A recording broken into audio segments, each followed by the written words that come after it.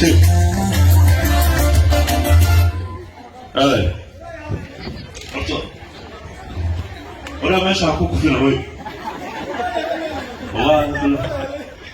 What are y'all listening to?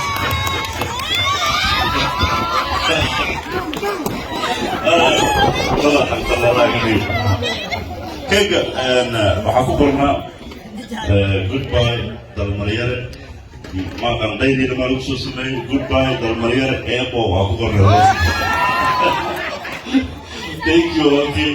thank you saaxiibkay Antoobo iyo Gowjano iyo dhammaantiin kule waqti badan aan inta ku wada qaadanay marar badan baa idinku mahad celinayaa dhammaan reer Muqdishona wada mahad celinayaa asxaab qiimo badan dad fiican ayaan ku bartay intaan hadda Muqdisho joogay waana marna bay loogi doonin gadaashaa waxaa fadhiya nin hadda ka hor heestayga xaday